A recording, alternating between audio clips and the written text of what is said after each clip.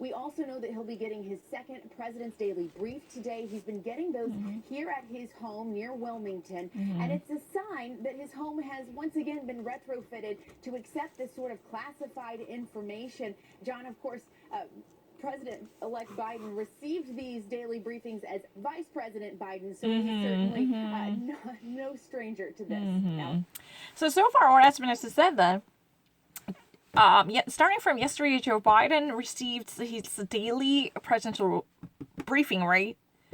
But today, he is just waiting for that to happen once more. He is about to receive his second daily briefing.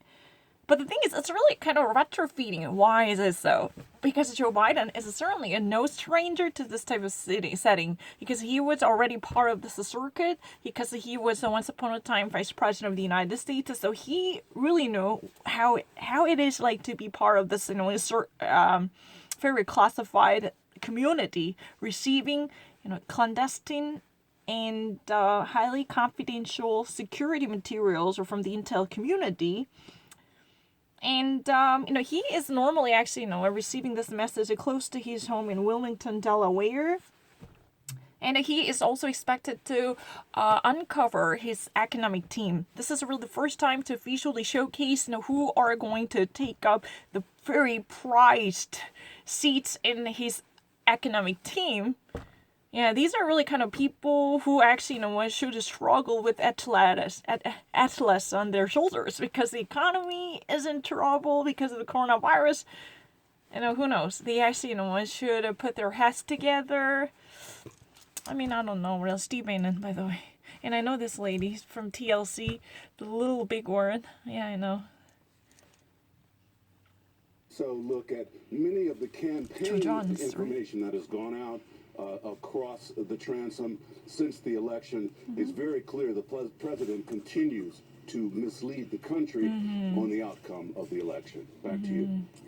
So, what has been actually gone out through the transom? Transom is technically this window.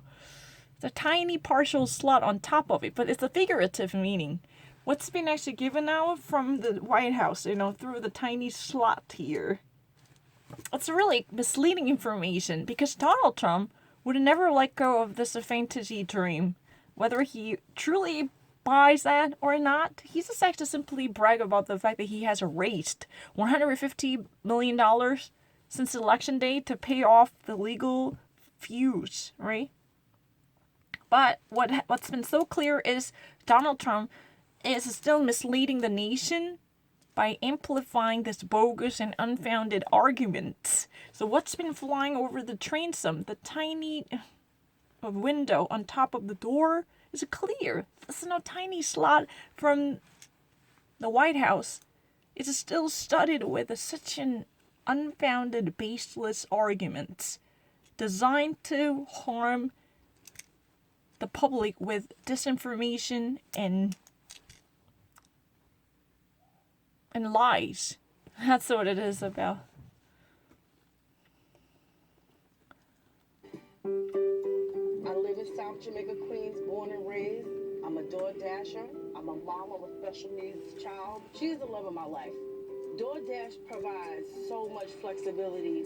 If something happens with her where I need to be home, I can just log out and just say, okay, my family needs me. I don't have to answer to nobody. I don't want to be. So she's a DoorDash driver. But if you actually work for DoorDash, it's a little similar to, being an Uber driver. It's a really self-employed contract job. So you don't really need to be squashed into 9 to 5 office hours. This is a great benefit for this beautiful lady because she has a little child to take care of. Think about it.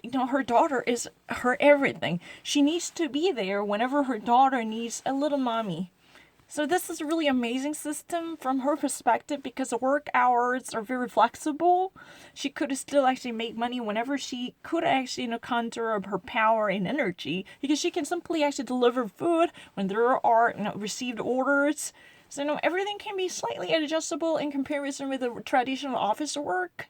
That's what she wants to say as far as I get to know. This is my first time to watch it.